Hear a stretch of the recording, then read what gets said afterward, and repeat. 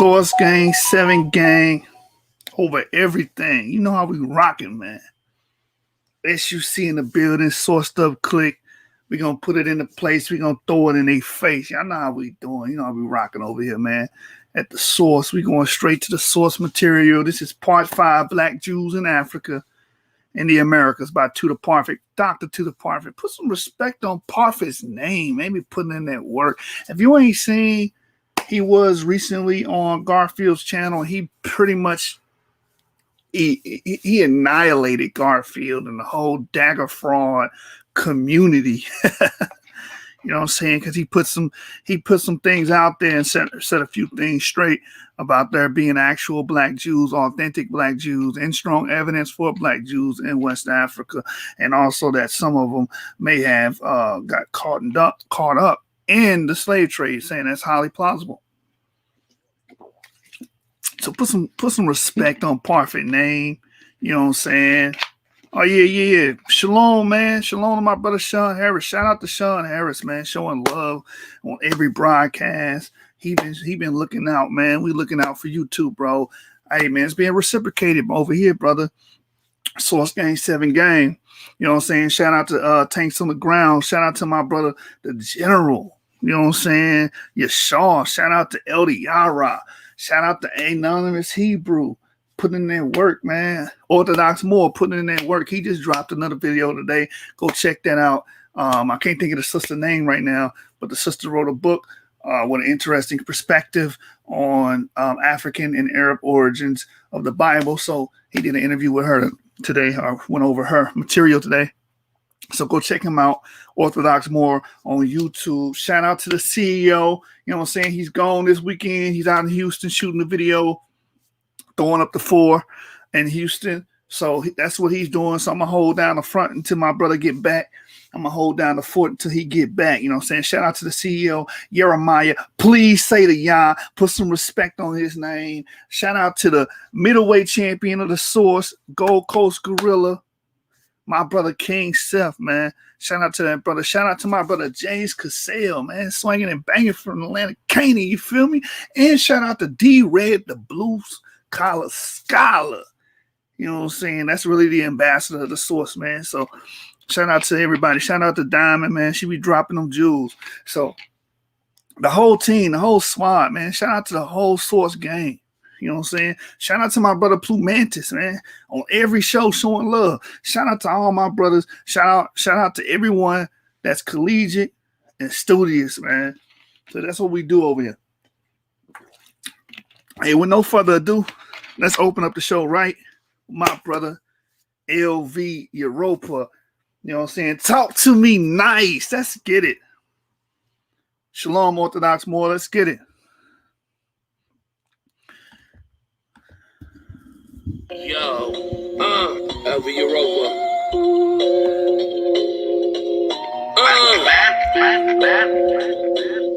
Follow me on Facebook, YouTube, Europa Report TV. Woo! Special shout out to everybody that makes the community what it is. And we're gonna prove, no matter what we believe, we can still get into that motherfucking sauce, nigga. Talk to me nice. This one a different vibe. This one a different high. Ooh, I got a different love. Yes, I serve a different eye. I am Judah the home turf, bitch. Yep. I'm from a different tribe. Different. If it's problem, then we gotta go get it. We cross the line. Man, I'm back on my premise. Life was really looking grimace. Chopped it up with the bros. I know what I know, but still, and shout out to Wiggins. Y'all niggas kittens. You gotta be kidding, my nigga. I do know the difference. I had a diamond stuck in a hard place, but every stone don't glisten. Shout out to me shit. Oh, you smell the secretion. Give a word like Ephesians. You gotta repeat it, cause they wanna delete it. Who spoke that from the fetus? Talk to my nigga Drake Gates. He gon' tell you about faith, or maybe I'ma ask PJ. I know he know about grace. This is so sleep to the bait, no kitty popping. I want cheese on my cake. Some niggas be lying in jail. I'm tired of friends. You can see that on my face. Hey, Yo, Rory, go tell all the people I'm here and they'll never replace this Neo love that I got in my heart. And they know they can't take it away. This one a different vibe. This one a different high. I got a different love. I serve a different eye. You in the hood, bitch. I'm from a different tribe. If it's product, then we gotta go get it. But we cross a different line. This one a different vibe. This one a different high. I got a different love. I serve a different eye. I serve a different. You to the home turf, bitch. I'm from a different tribe. If it's problem, then we gotta go get it. But we cross a different line. This one a different vibe. This one a different vibe. This one a different high. This one a different high. I got a different love. I serve a different eye. You to the home turf, bitch. I'm from a different tribe. If it's problem, then we gotta go get it. But we cross a different line. Man, I'm back on my premise. Andrew, shout outs to Kim and I'm rocking with Gabby. Put it to rest some falsehoods. I'm learning my nigga. I feel like Tahiti. So I'm so graffiti. I read it and said it is needy. I broke bread and gave half to the wife. Damon McLean said never be greedy. No pretending little nigga. No pretending little nigga. These words are truth. What I mention, little nigga. You gon' get it, little nigga. Yo, John Hawkins, it's broken, nigga. You agree with the crime? It's nothing new when it's lawyer. The grant might break bread when I sit with the wrong. Break aim when that time is black. My main fact is go get a Quran. It's Rod trying to be on my bumper. Tell Don Bird, take a shit his lawn. Rubber Report TV, my main mission. Everybody getting along. I pay hard when I get a receipt. Oh, y'all better open your strongs.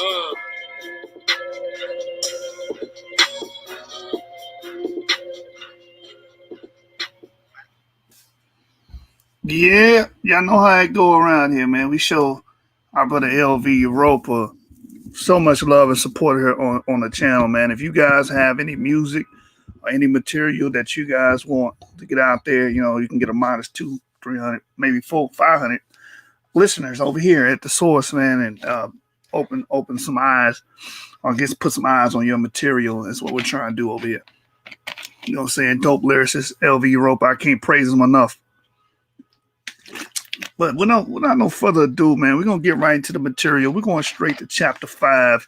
We dropped chapter 4 yesterday. Chapter 6 will be brought out tomorrow, and chapter 7 Tuesday, chapter 8 Wednesday, and then chapter 9, which I believe is the final chapter, will be released Thursday. And before we get into the material, and they having a honk battle out here, man. I just can't wait to get back to my home state. But anyway, before we get to the material, we are going to read the Fair Use Act, because we're well within our right to review this material, add commentary, and use it for scholarship purposes. And that's what we're doing here at the source.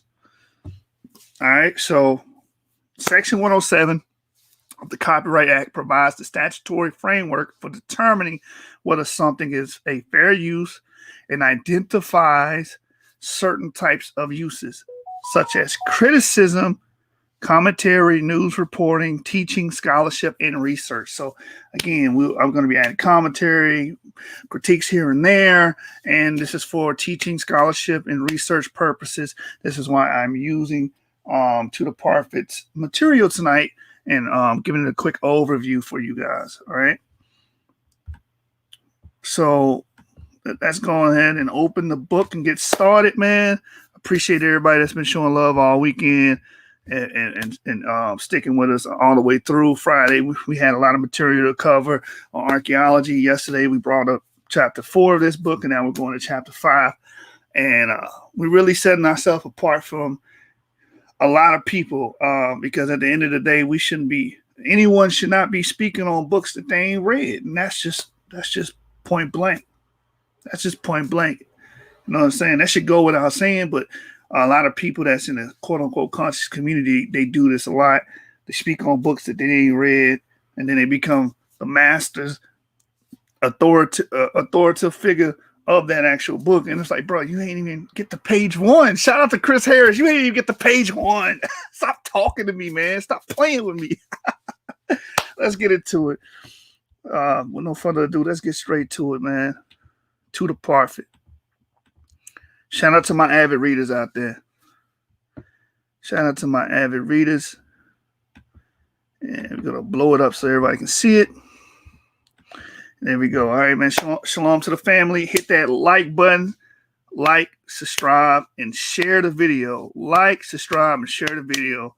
If you want us to grow, if you want us to, go to higher heights and a different plateau, then you're going to have to hit that like button so we can work the YouTube algorithm and draw more traffic to the channels. All right. So like, subscribe, and share the video on the social media platforms. All right. So Black Jews in Africa in the Americas by Tudor Parfitt, chapter 5. And this chapter is entitled Half White and Half Black.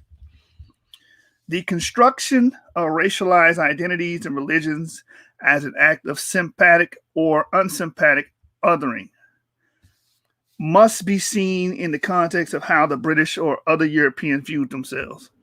We have already speculated that the British Israel theory may have influenced Aluda Equiano's famous passage about Igbo's beliefs.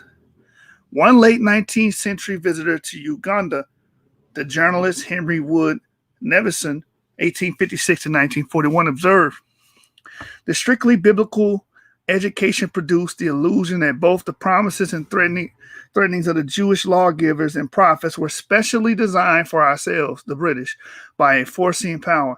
We never doubted that we English evangelicals were the chosen people, and when every Sunday evening we sang the Magnificat as he promised to our forefathers, Abraham, his seed forever, we gave no thought to the Jews. And when soon afterwards we sang the Nunc Dimittis to be a light to lighten the Gentiles and to be the glory of thy people Israel, we meant the missionary societies would spread light of the gospel to Negroes, while God's English people retained the glory. By the second half of the 19th century, the Anglo-Israel movement was reaching its zenith, and its claims were common currency. No doubt many missionaries, even those with no formal or informal links with Anglo-Israelism, viewed themselves as Latter-day Israelites. And thus, as happens, they constructed certain favored and more likable or manageable racial groups, such as the Fuller, and many like them as others in their own image. Another of the mechanisms in the colonial context, which was so often productive of an imagined Israelite identity, was the selection of a particular group, like the Banyanko or Ashanti, which was supposed both to have superior qualities and have originated outside of Africa, and which could be expected to cooperate with colonial regimes. To be, as Edmund Dean Morrow put it, worthy and reliable co-builders and assistants in the tasks which the powers have undertaken.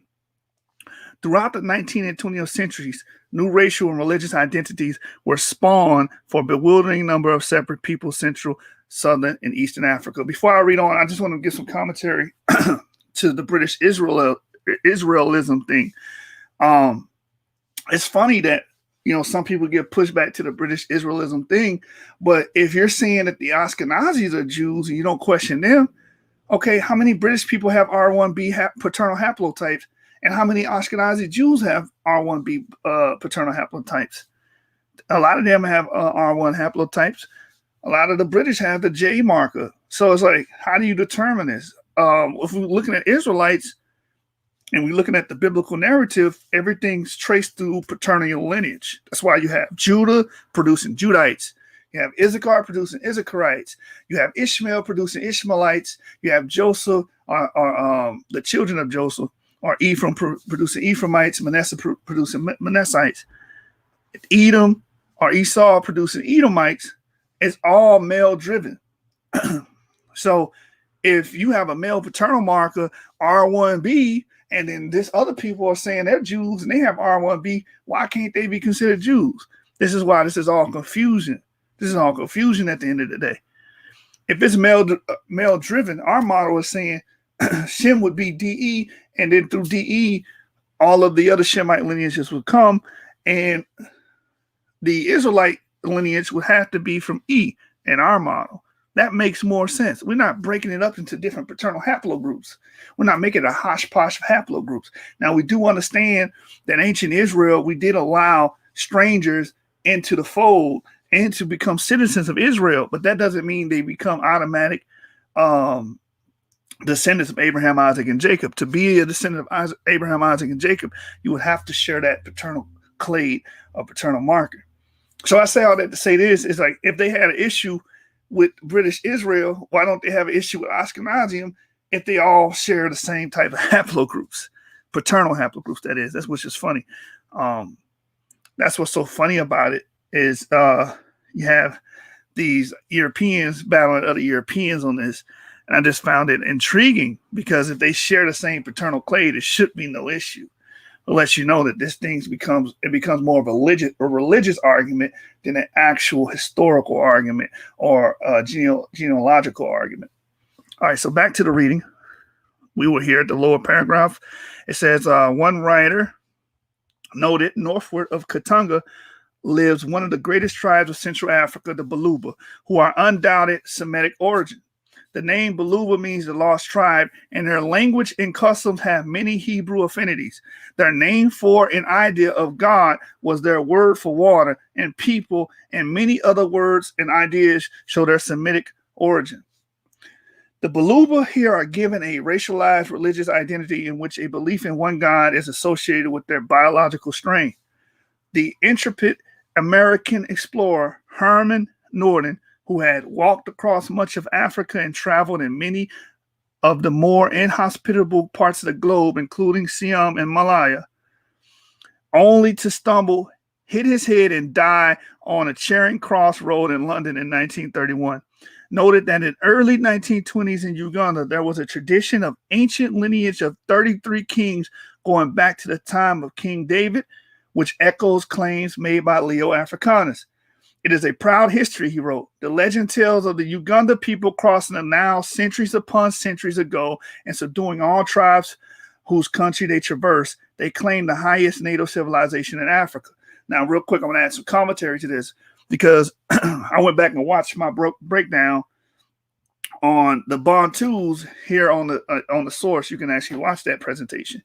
And this is basically what happened during the Bantu expansion, which happened between 3,000 and 2,500 years ago, which gives it that sweet spot, that window that you would need if you're saying or positing that these people are Israelites.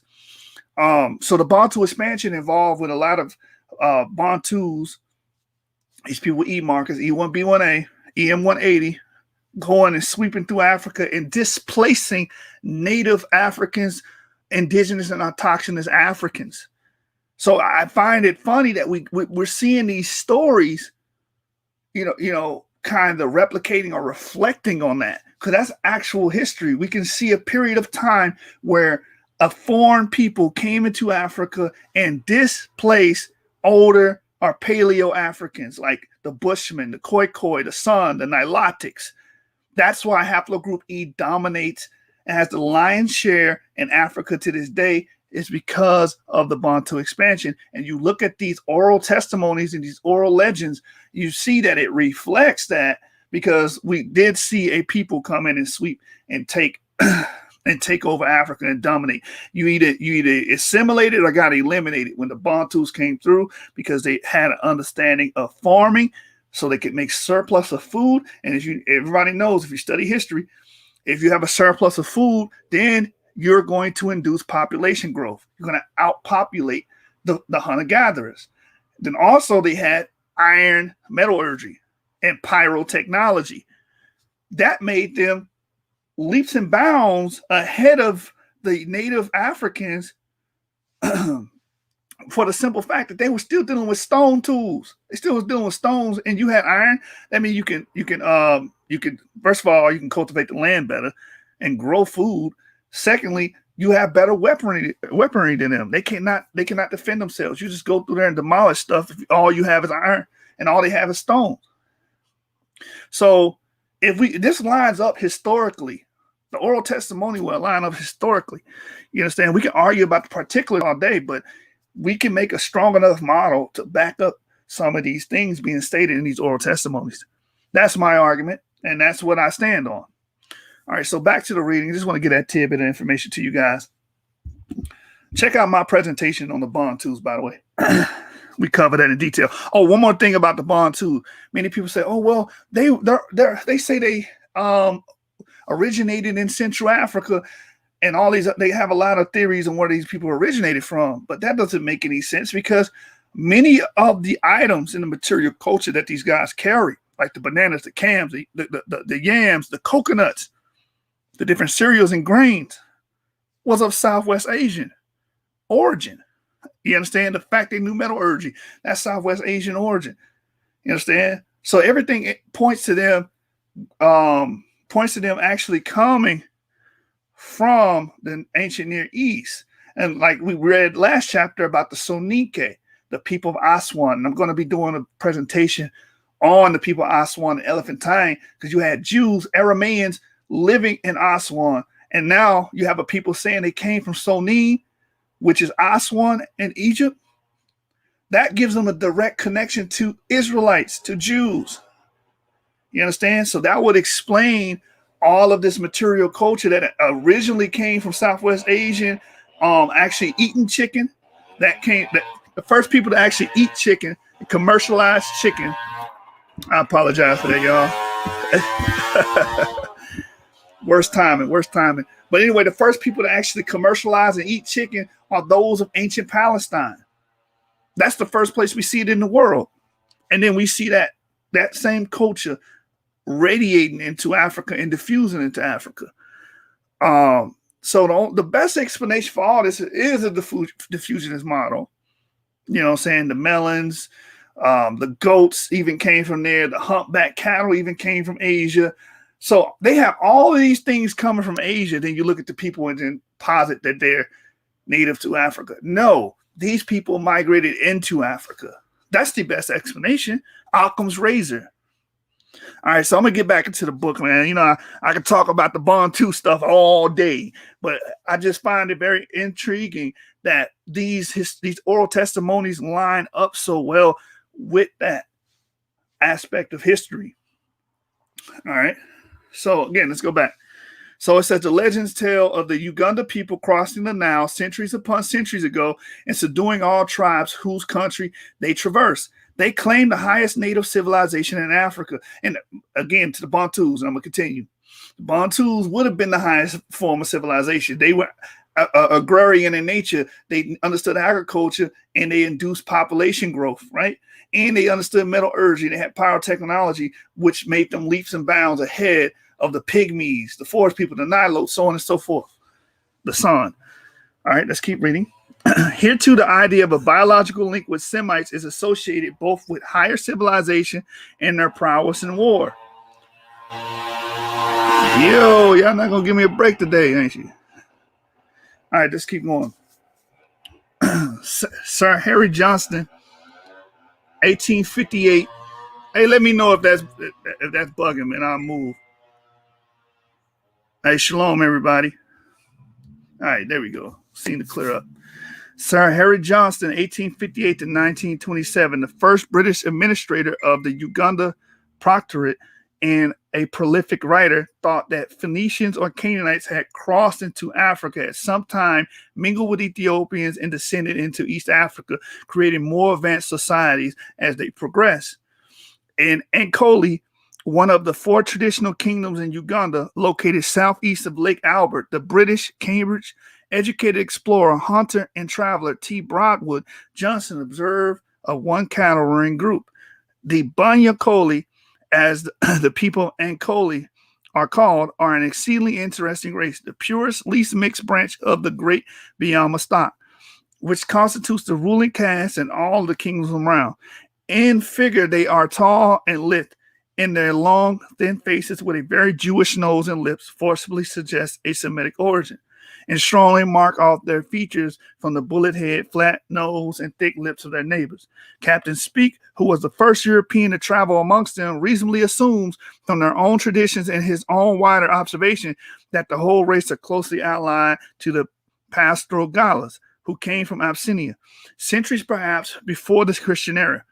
Some roving Asiatic race with their longhorn cattle came streaming in from Arabia on the east and Palestine on the north and settled themselves in the mountain fastness of Abyssinia. Mixing with the agricultural Hamite Negroes dwelling there, they still retain their Semitic features, their pastoral habits, and their fine breed of cattle. The fact that on some of the ancient Egyptian tombs may be found sculptures of men bearing exactly similar features and with like long cattle, like longhorn cattle is significant. Thence, within recent centuries, a further migration was made, and the race, by their greater forcefulness and pride, subjugated the people in their path. And though aliens and few in number became like the Monkus in China, the ruling caste. In other countries such as Uganda, Unyoro, and Toro, they have become assimilated much more closely to the indigenous races. But in Ankoli, they have remained very definitely distinct from the original agricultural inhabitants who rank with them as mere Baru slaves. Among the neighboring Tutsi, we find one of the most dramatic examples of the phenomena of an imagined Semitic and Israelite identity. The first explorers to reach the area of Rwanda and Burundi were immediately struck by the differences between what they saw as three groups: the Hutus, Tutsis, and Twa. These people shared the same territory, spoke the same language, and sometimes intermarried. However, they had a different racial look. The Twa, a tiny minority, were pygmies who were hunter-gatherers in the forest or else acted as menial servants at court and elsewhere. All right, I'm going to stop reading this. I'm going to give you a quick fact on that. The Twa are pygmies, and the pygmies, a lot of the pygmies, not all, are haplogroup B. A lot of them are haplogroup B. They're what they call Paleo-African. They're not the same as us. But you can't always judge off phenotype. I did a whole lesson on that. Phenotype does not matter because even within haplogroup E, you have a variety of looks. You have people that look quote unquote Arab. You have people that look quote unquote Hispanic. You have people that look European. You have people that look African. You have people that look Malaysian, so on and so forth. So it's hard to pin down what a person is genealogically solely on how they may look. But this is what they were doing in the 18th, 17th, 16th century and the 19th century. This is what dominated the field of science and research. It was an error because a lot of ways they were wrong. But with the Twa, you're actually right because we have the studies and we have their genetic matrices, and their matrices show that many of them are haplogroup B. Let's keep reading. It says the Hutu, who were the majority, were farmers who tilled the soil. The Tutsis were perceived as being different. They were tall and thin and often displayed sharp, angular facial features and were cattle herders. The explorer John Hanning Speke, 1827 to 1864, who had gone with Burton to search for the equatorial lakes of Africa, discovered Lake Tanganyika with Burton and Lake Victoria independently, and was with James Augustus Grant from 1827 to 1892, the first European across equatorial Africa, had laid some of the groundwork for an explanation of these differences. His theory was that the ruling groups in the interlacustrine kingdoms had come from a superior civilization in the north. In the journey of the discovery of the source of the Nile, London 1863, Speke connected them essentially with what he called the Gala of southern Ethiopia. In a part of the book devoted specifically to his racial theory of the conquest of inferior by superior races, Speke maintained that it was not possible to think that they can be of any other race than the Semi-Shem-Hamitic of Ethiopia. He summarized their history succinctly. They fought in the Somali country, subjugated that land, were defeated to a certain extent by the Arabs from the opposite continent, and tried their hands south as far as the Jube River, where they also left many of their numbers behind. Behind the attack on with the present Mombasa were lost sight of in the interior of the continent, and crossing the Nile close to its source, discovered the rich pasture lands of Unyoro and founded a great kingdom of Kitara, where they lost their religion, forgot their language, extracted their lower incisors like the natives, changed their national name to Wahuma, and no longer remembered the names of the Hubshi or Gala. Though even the present reigning kings retain a similar tradition account of their having once been half white and half black, with hair on the white side, hair on the white side, and on the black side, frizzly. So that's why he named the chapter half black, half white, because of what this man was saying, that they were like half. They were like, what do you call it, homologoids? Where you have multiple features. I forget the term. But, oh, this side is straight and stringy, and this side is woolly. You know, actually, we don't have no physical person that's like that. So this is all mumbo jumbo. But he was trying to explain their quote unquote exotic origin. Let's keep reading. He said, thus, as a result of their innate Caucasian racial superiority, these Hamites were perceived by Speak as early cultural bearers, the surrounding tribes as completely inferior. The idea that the Tutsi and similar groups in the area were racially superior to others persisted.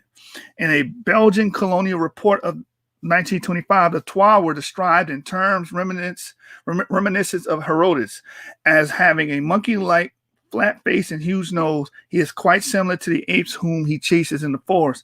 In another colonial report the same year, the Hutu were similarly disparaged. They are generally short and thick-set with a big head, a jovial expression, a wide nose, and enormous lips. They are extroverts who like to laugh and lead a simple life. But according to the same report, the Tutsis was of a superior type. He has nothing of the Negro apart from his color. His features are very fine, gifted with a vivacious intelligence. The Tutsis display a refinement of feeling which is rare among primitive peoples. In 1926, Mary Hastings Bradley, the American traveler and author, spoke of the sophisticated Tutsi who had a precise theology and a number of biblical-sounding stories.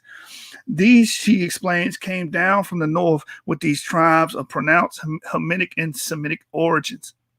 A Belgian missionary supposed that the Tutsis' qualities must come from elsewhere.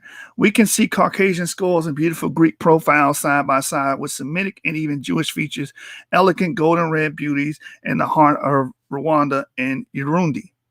Now, let me stop there. This is what they were using as a measuring stick. You understand? They were using Caucasian features, which is in error as well, because again, you can't judge people off phenotypes. But what they are right about is you do have what we call European introgression into Africa. That's why you have haplogroup R there. That's why you have T there. And that's why you have J there. Amongst the Limba, you have J. You understand? The Chadic speakers are R1b. You understand? I think it's RVA8 is their actual haplotype. You have that. Those are all European haplogroups that have introgressed into Africa. So they were correct. They just didn't know how to opine that correctly. They wasn't opining correctly because they had scientific racism in their mind, because they were thinking, well, Caucasian automatically means superior. No, that's not the case. But they were correct about a European introgression into Africa. And you have to think about it. The only thing separating Europe from Africa is the Mediterranean coast and sea. And then you have the pillars of Hercules, or the coast of Gibraltar, that's literally touching Africa. That's not too close. That's not too far away from Africa. So introgression is not something hard. Then you have the Levant corridor, where people were known for trading all the way back in the pre-dynastic period. You had people trading through that corridor from the pre-dynastic period. So you're going to have introgression at some point, because how close proximity these lands are from one another. So that's one thing they got right. They were wrong about the scientific racism, by the way, but they were right about the introgression. Let's keep reading. New scientific racial theories started. We're right here. In 1902, French Catholic missionary enthused at their intelligent and delicate appearance, their love of money, their capacity to adapt to any situation seemed to indicate a Semitic origin. New scientific racial theories started to circulate, suggesting that the Tutsis and also the Maasai came from a primordial red race. Some thought they came from India. A certain Dominican father, Etienne Bros, suggested they originated in the Garden of Eden, while others suggested that the Tutsis were survivors of the lost civilizations of Atlantis. In 1970, Paul del Perugia, one-time French ambassador to Rwanda, suggested that the Tutsis were Magi who had come from Tibet some of them finishing up in Iceland. He believed the Tutsis were capable of seeing flying saucers, unlike the more primitive Hutu, and also found reason to include Nineveh, Noah, and Babylon in its egregious dissuasion on Tutsi racial origins. To the east, the Maasai, the famous pastoral people of Kenya and northern Tanzania, generated similar reactions, and they too were generally categorized as racially superior to other Africans and labeled Hamites. The idea that Maasai were originally Jews was explored in detail by Moritz Merker, a German army officer who in 1895 posed to German East Africa, where he initially given a command in Mount Kilimanjaro area. He stayed in East Africa most of the time until his early death in 1908. In his detailed and carefully researched work, Die Maasai, ethnographic monograph, Berlin 1904, which was reprinted in paperback in 2010, Merker set out his belief that he had found profound and numerous parallels between the Maasai's myths and customs, social structure, and religion, and those of the biblical Hebrews, which included the stories of the creation of the world, the story of Adam and Eve in the Garden of Eden, the serpent, the fall of man, the story of the flood, the theft of the birthright, the bronze serpent, and the Ten Commandments. Now, what's heavy about this is a lot of these stories would not have been translated in a lot of the Bantu languages, a lot of the African languages, until later on into the 19th century. So everybody wasn't, accustomed to biblical stories, unless you're going to hypothesize or theorize or posit that they were getting these stories from Muslim sources, which could be it could be possible. It's in the realm of plausibility. No one's going to doubt that. But it's still an amazing feat if it's true that they retain these stories. I heard Black Jesus ministers say, or the Pygmy Twa know about the serpent in the garden and all that other stuff. That's not definite proof that they always knew that. You know what I'm saying? And if the Maasai understood this and knew that, they could have easily got this stuff from the Maasai. And if the Maasai are haplogroup E, they would have been the ones who subjugate or come in and dominate those type of tribes like the Pygmies. All right, so let's get back into the reading. Merker was fascinated by the Maasai, and he devoted himself to a thorough study of their customs and particularly their religious practices in the light of his understanding of the Old Testament. Like many others, he used the Bible as means of interpreting what he observed, which is in archaeology, they call that the traditional view. When they dig up earth in certain areas of earth, they use the Bible and the biblical narrative to see, okay, what happened during the time of the Neo-Assyrian period?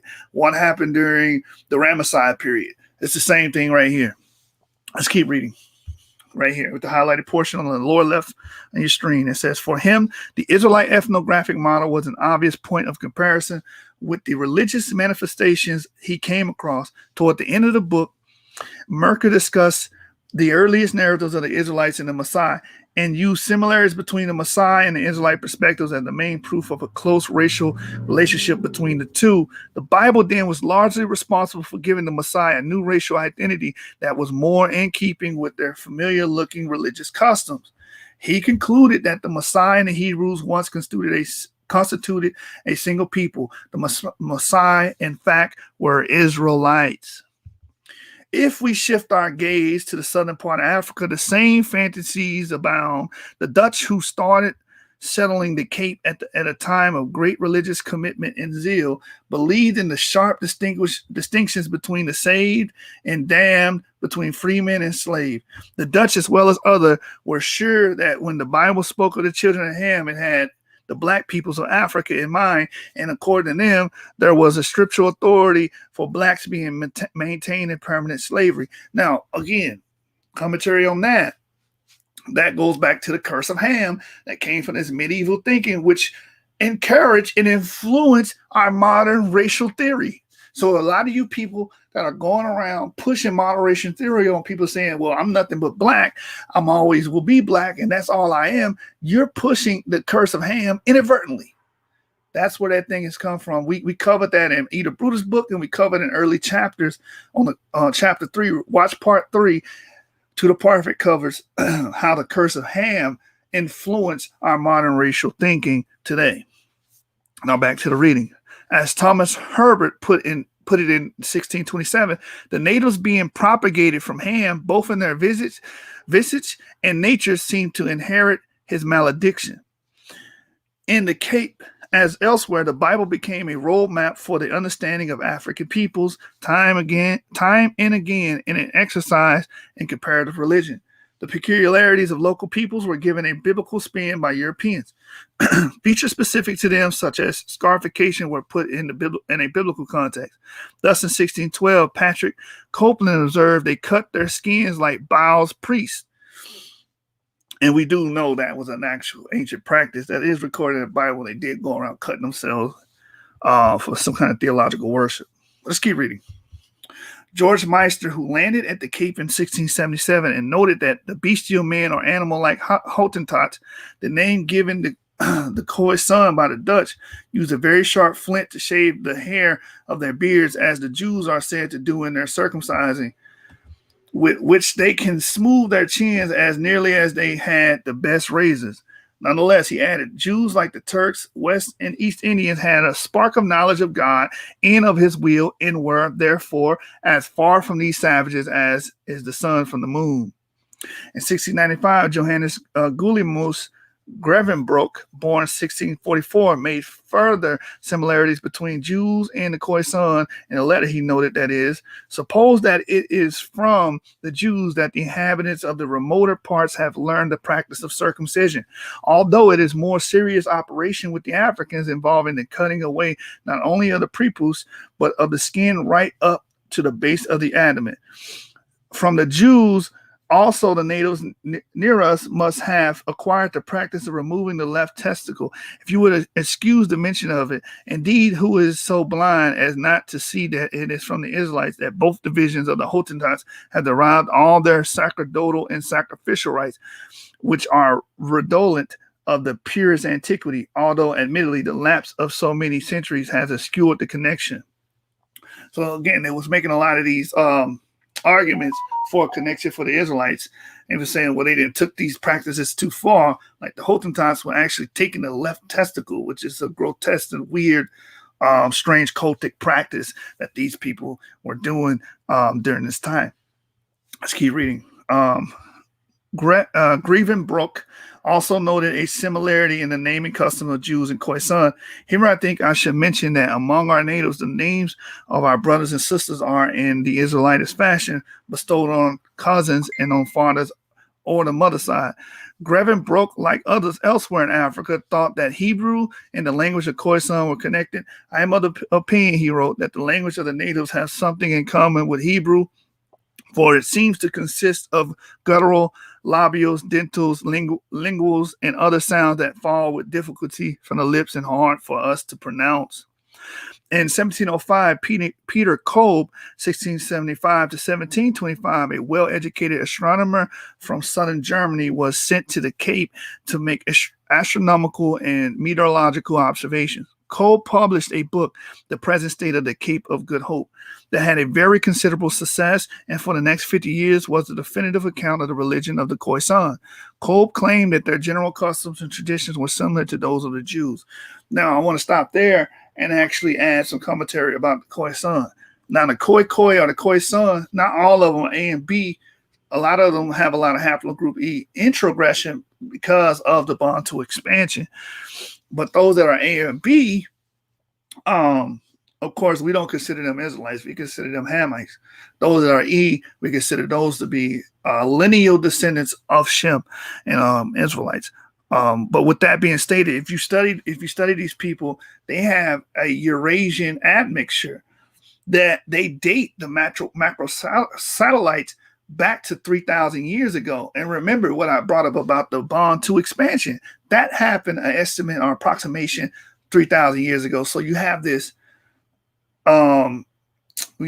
Eurasian admixture coming into Africa around about 3,000 years ago, the same time we see the Bantu expansion. If we pair these two things together, we can say this is why they had all of these Southwestern Asian material culture being radiated and diffused into Africa. It just makes that much sense. They were coming from this area. They brought those genes with them. They brought the material culture with them, and so on and so forth. And the rest is history. All right. So let's get back to it. We are on this side in the beginning of this paragraph here. It says the Khoisan legend that they had entered into the country through some sort of window was seen by Kolb as a distorted folk memory of Noah's Ark and the flood. He enumerated what he saw as the similarities between their sacrificial customs, their moon festivals, circumcision rites, and so on. One of the things about the Khoisan that had struck Kolb was their stubbornness and intractability. They could not easily be weaned from their various cultural practices. One such practice, according to Kolb, involved a male elder urinating on people during rites of initiation, funerals, or weddings. I took abundance of pains and spent not a little money, wrote Kolb, to come to the meaning of the pissing.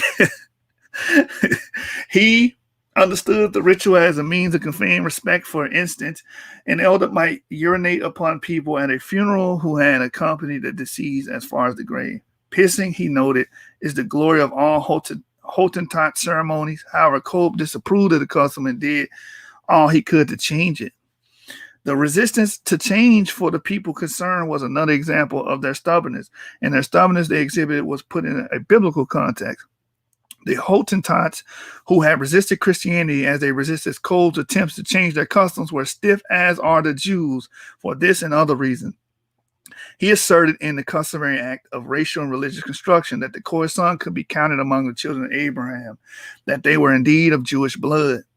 In 1767, Gisbert Hemy delivered a Latin speech subsequently published titled De Promontorio Bone Spe at the Hamburg Academy, in which he noted that Kolb is of the opinion that the Hottentots are descended from the Jews. There is no lack of evidence to add considerable weight to this conjecture. There is the widespread tradition concerning the first parents of their race who arrived in the region of the earth through a window and a door. There are their well-known sacrifices, though, through which they strive to correct anything that is evil. There is a great variety of practices which are known to be especially common among Jews. They divorce their wives for the most trifling causes. In marriage, they never depart from the forbidden family relationship. Firstborn sons have special privileges regarding inheritance. Women who have just given birth or who are menstruating are unclean, and their husbands are not permitted to have any relations with them. They abstain from eating pork and other food Jews are forbidden to eat. So again, this is more things they were observing in the 18th century. And I do believe some of these things were diffused through the actual Jews. You understand? Because we have what I said, the Bantu expansion happening around 3,000 years ago. And we also have this Eurasian admixture coming into Africa and these parts of Africa 3,000 years ago. That only makes sense. Henny did note one difference. In squalor and uncleanness, they surpassed the Jews. But he added that there's no doubt that the practice of excising the left testicle suggests imitation of the Jewish rite of circumcision. This course continued. In 1881, the missionary and ethnographer Theophilus Hahn, in his well-known book Suni Guam, The Supreme Being of the Khoikhoi, followed this line of the racial construction and similarly argued that the religion of the Khoisan was a fossilized remnant of ancient Judaism, which with the passage of time and degeneration of the Khoisan had lost many of its original characteristics. It was generally assumed that the religious structure of the Xhosa too had developed from some ancient Near Eastern religious system. In 1827, an English settler in Eastern Cape noted that the Xhosa had religious traditions that included some Mohammedan and Jewish rites.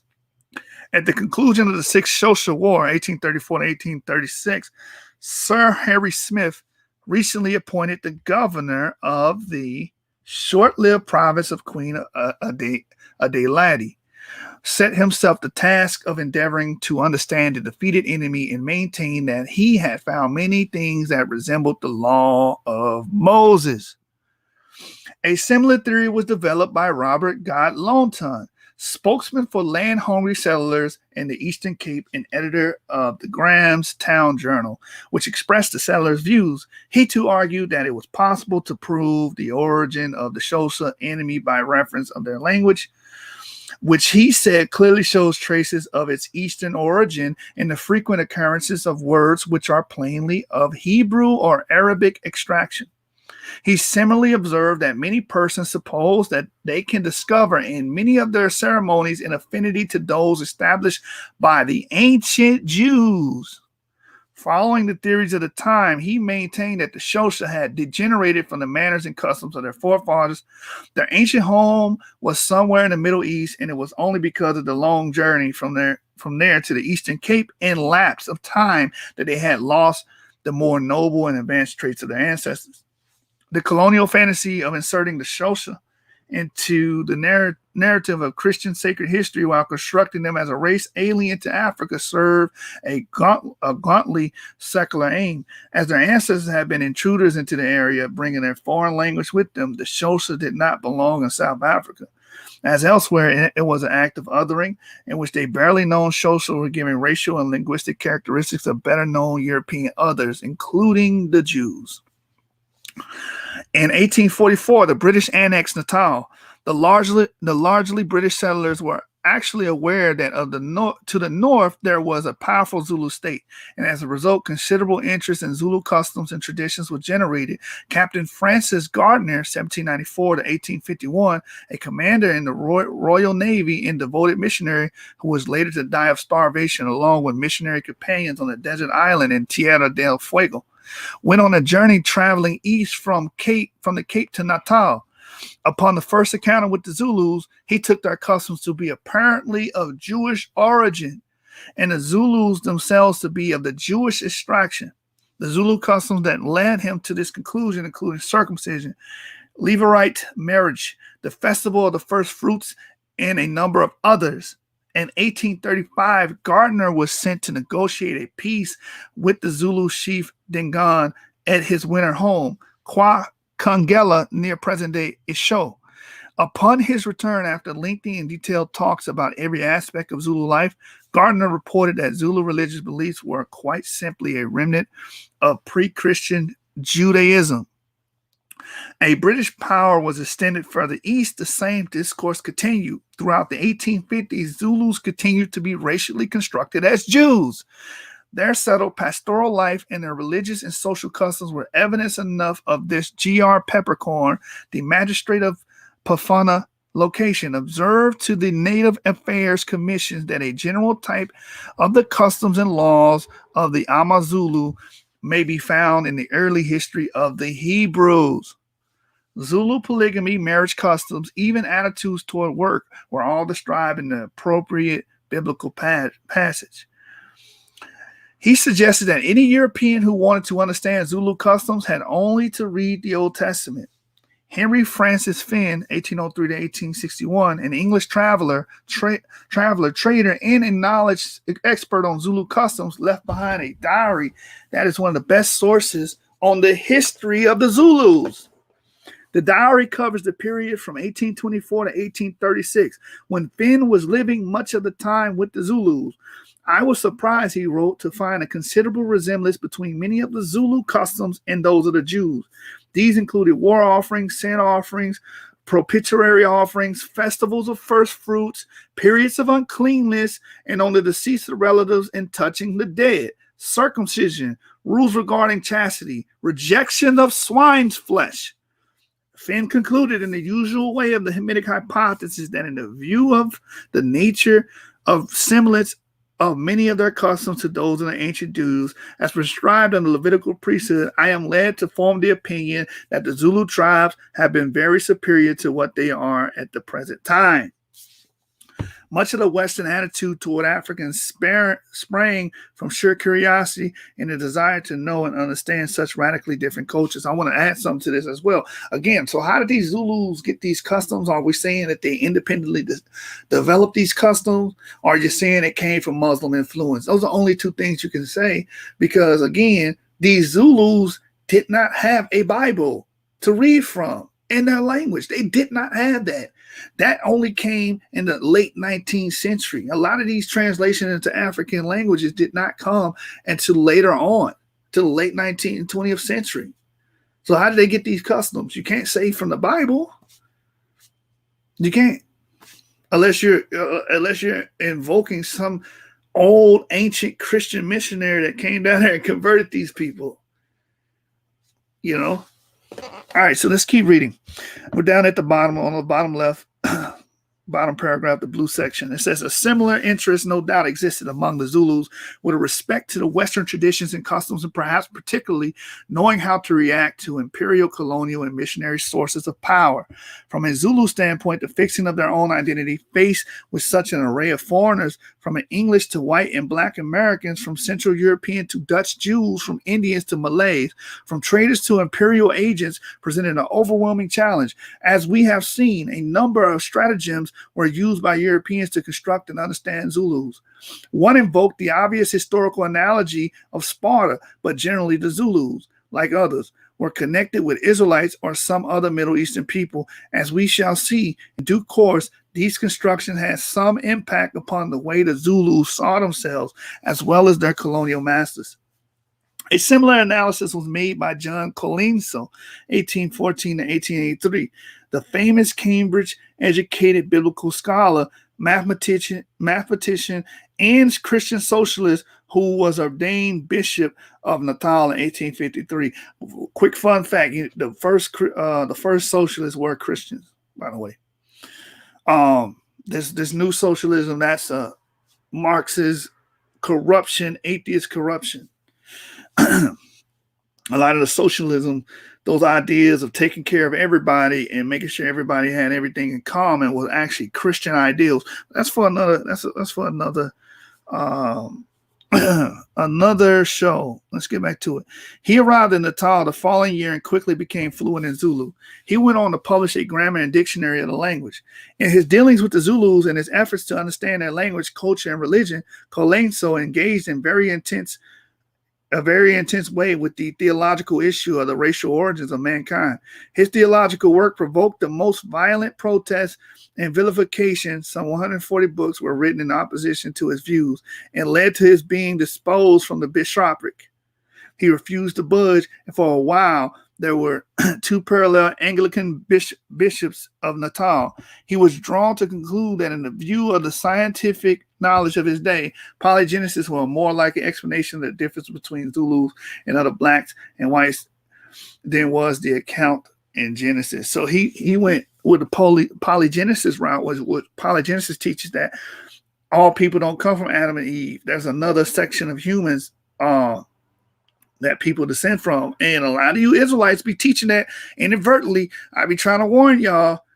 Y'all be teaching that inadvertently. I teach that in the beginning there were multiple humans. There were different humans, different species of humans. That would explain the Denisovians. That would explain the Neanderthals or any other ghost population that we don't have today, Homo heidelbergensis and so on and so forth. But those all died out in the flood. That's how I teach it. I don't teach polygenesis. Monogenesis. All extant humans that live today, I believe, come from one blood, which is Adam and Eve. And what's evident of that, all Y chromosomes go back to Y chromosome on Adam, and all mitochondrial DNA goes back to mitochondrial Eve, which would suggest that we all have a common origin, which would mean there is no polygenesis. But this is what was being taught to explain the differences in races back then. They would say, well, if you're black, then you come from a whole different genesis. You come from a different stock. We come from Adam and Eve. The white race comes from Adam and Eve. Blacks come from some other stock. That's what was being taught during this time. You understand? And that's what this guy ran with. But the funny thing is, the beauty of this is the light in the dark, the spot of light in the dark, so to speak, is that this overwhelming interest in these different African tribes did a lot for academia as far as translating their language, learning their cognates, and able to get their a lot of these languages were not written. So they made these languages into a written language as well. So there is some good that came from this period of curiosity, so to speak. All right, so let's get back into it. It says, but there was, even though it was overlaid by scientific racism and racial overtones, like today, if you deal with any type of race discussion, it's going to be inundated with scientific racism. The fact that you guys think that black people were stuck in Africa for thousands of years, that comes from this mode of thinking. All right, let's get back to the reading. It says, but there was nothing pejorative about his selection of polygenesis. He threw himself into contemporary anthropological debates in which he stressed the dignity and humanity of the Zulus while rejecting the social Darwinism that sought to categorize them. So again, that social Darwinism was that what polygenesis was doing, was making these people like, well, these people are primitive, they deserve to be slaves because they don't even come from Adam and Eve, so we don't have to treat them as such. They're not fellow mankind. You understand? But he was using that, but not using that aspect of the argument. Let's keep reading. It says, like other Africans, as an inferior group lagging behind the evolutionary race. And that is what social Darwinism teaches. So a lot of people say, well, no, the social Darwinism ain't racist. That's the tenet of social Darwinism, that Africans are an inferior group lagging behind the more superior, more evolved race, which would be the white race in that type of setting and thinking. It says, in his attempt to socially construct the Zulus, he depended largely upon biblical ethnology. He often gave the impression that he thought there was a connection between Zulus and Jews. One Zulu he visited him in Petersburg in 1850s took the view that Colenso undoubtedly thought that the Zulus were directly descended from the Jews. Colenso was convinced that the two Zulu names for God embraced perfectly the notions of the divine contained in the Hebrew words Elohim and Jehovah. So close indeed were the resemblance according to Colenso, that frequently he suggested that anyone who wanted to really understand the Bible had best study Zulu customs. Zulu habits and even the nature of their country so nearly correspond to those of the ancient Israelites that the very scenes are brought continually, as it were, before their eyes and vividly realized in a practical point of view. Practically everything about the Zulus, from their lunar calendar to the order of religious feasts, seemed to reflect an Israelite past. So this is actually the words, this is after the quotation. You see that on the page? This is the words of Tudor Parfitt himself. He's saying that. He said practically everything about the Zulus, from their lunar calendar to the order of religious feasts, seemed to reflect an Israelite past. So again, he's open to the idea. A lot of you people that haven't read the book will say, well, oh, he's not saying any of that. Well, you need to read the book to make that judgment. I'm getting sick of you people that don't actually read, making judgment and authoritative statements about something you know nothing about. Read the book first. Anyway, let's keep reading. It says, the Zulus keep his annual feast and observe the new moon as the old Hebrew did. The Zulus have their festivals at the beginning of the southern spring and at the end of our autumn. That's how, what are you getting at? That's in the Bible. They start in Abib, which is spring, and then we know how it ends. Okay, so it says, corresponding to the Feast of the First Fruits and the Feast of Ingathering of the ancient Hebrews. Bishop Colenso was so convinced of the authenticity of Zulu traditions and so convinced that they were pure traditions and those preserved elsewhere that he went on to write important theological works based in part on Zulu oral tradition.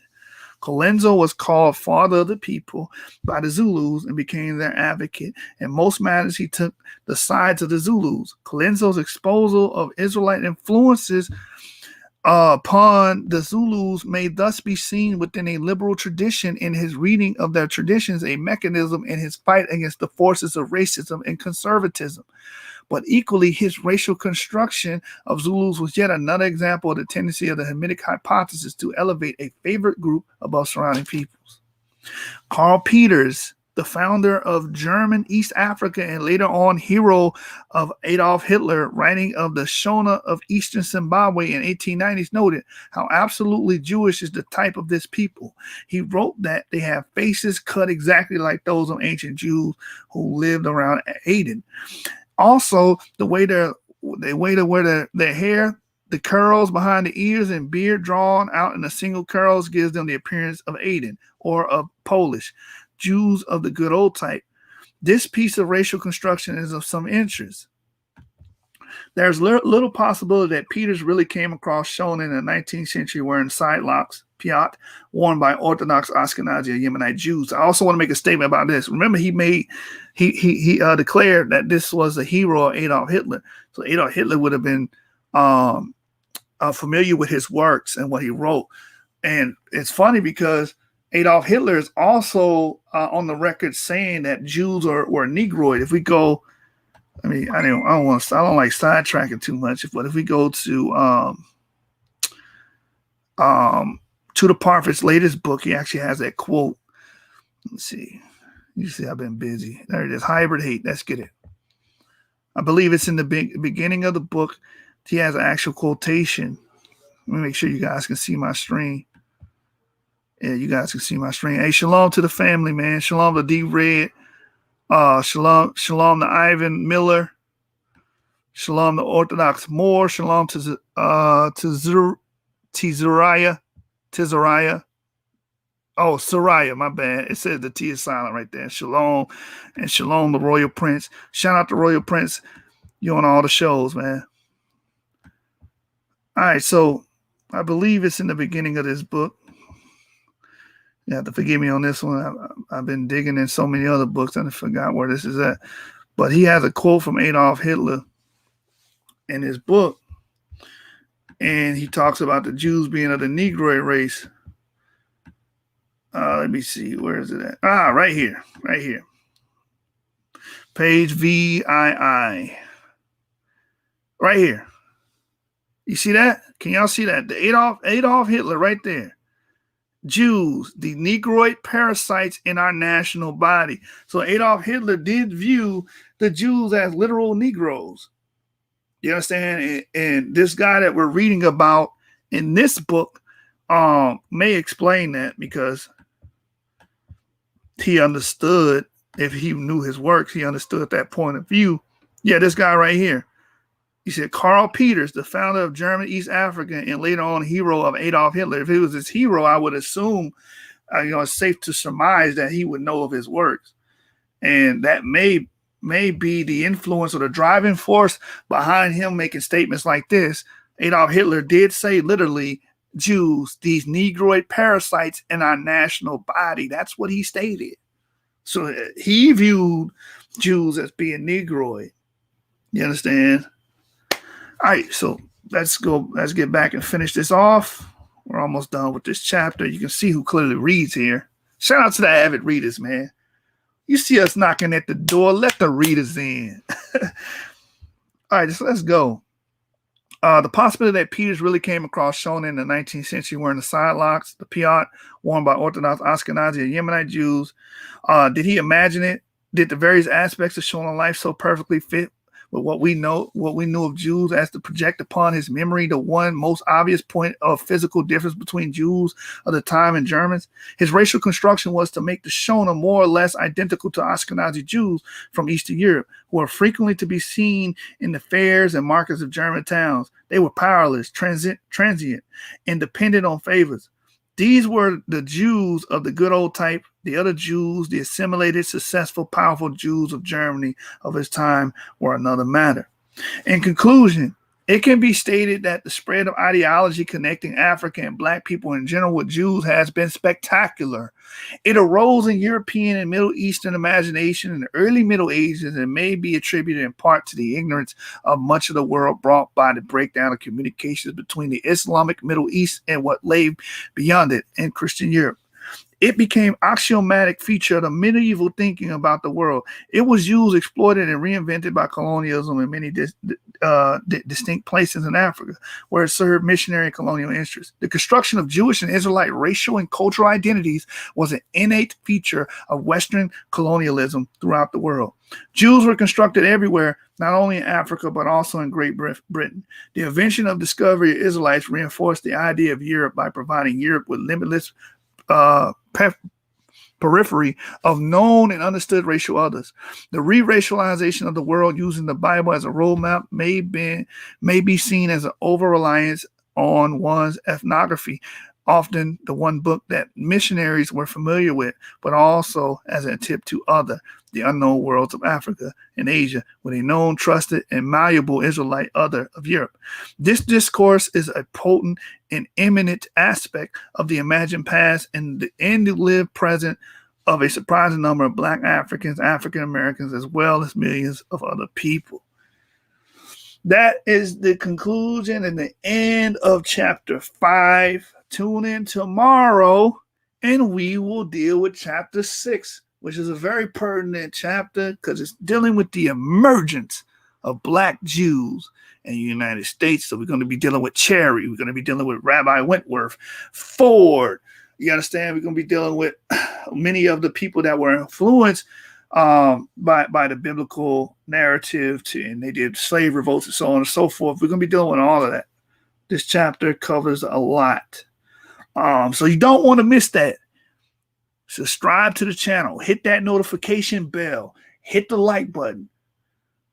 You understand? And share this video on the multiple social media platforms. Get this video out there.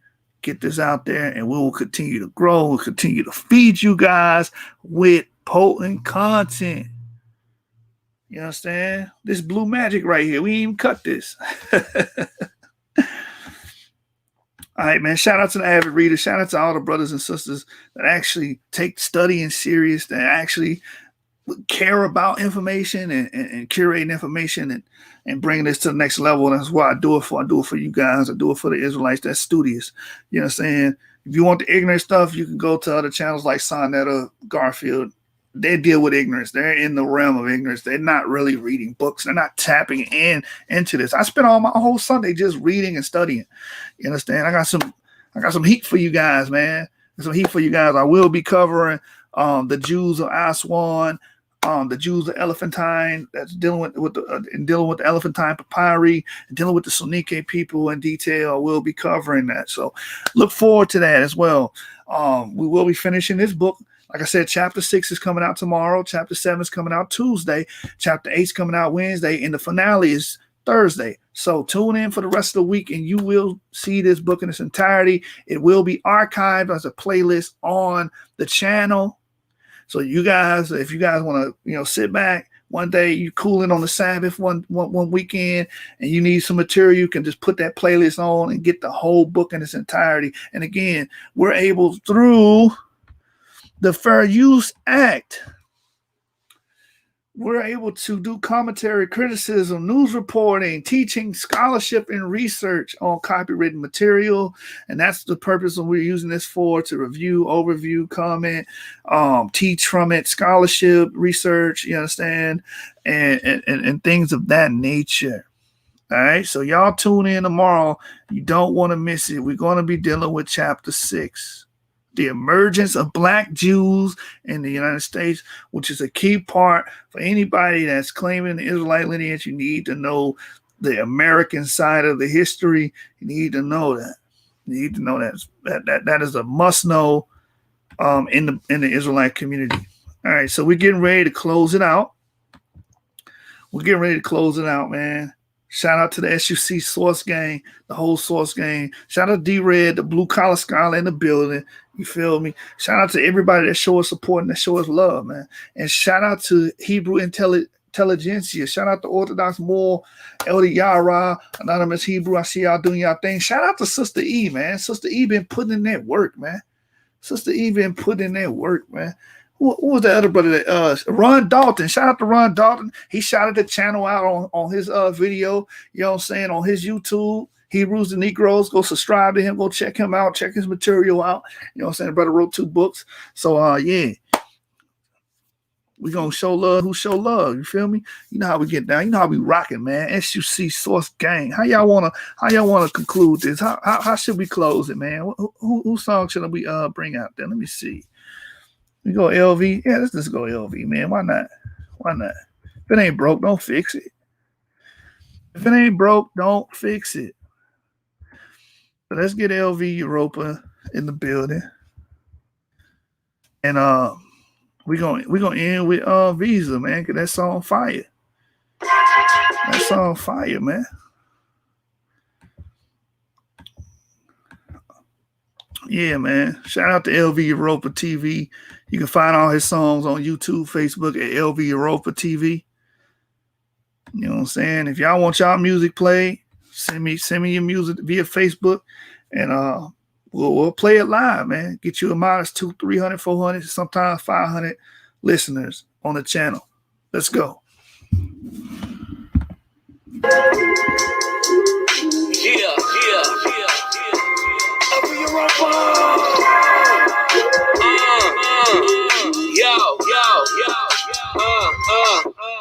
I got a visa, that's one swipe. Bitch head to the meter, I got that all money, baby. That bitch came with a beeper, cold as a freezer. I heat up in my leisure, I feel like a fever, baby. You know I'm a keeper, I got a visa, that's one swipe. Bitch head to the meter, I got that all money, baby. That bitch came with a beeper, cold as a freezer. I heat up in my leisure, I feel like a fever, baby. You should know that I'm a keeper. This is a keepsake, hey. And you can keep that tucked away. Some gon' come with the lies. Remember them when you pray.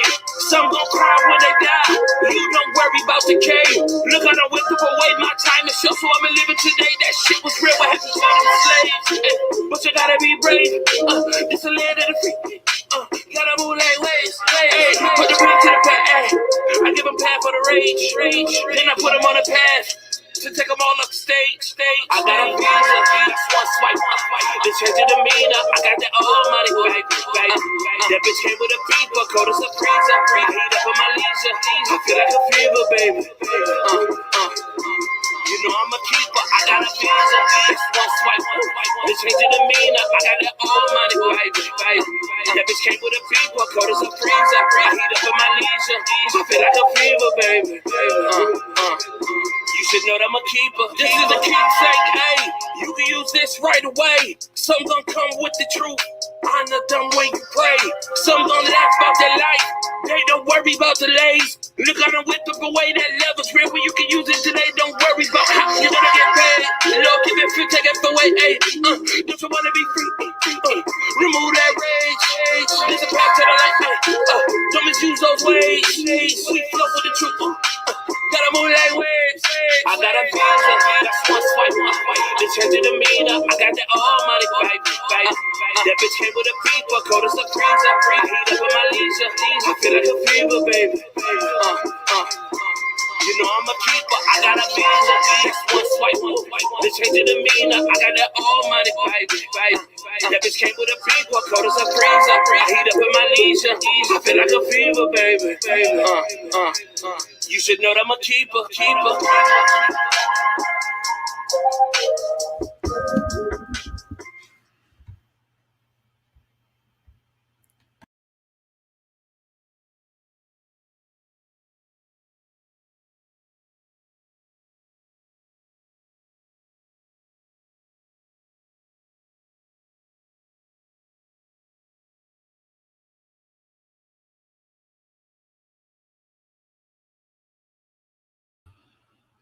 All right, we out. Source gang, man.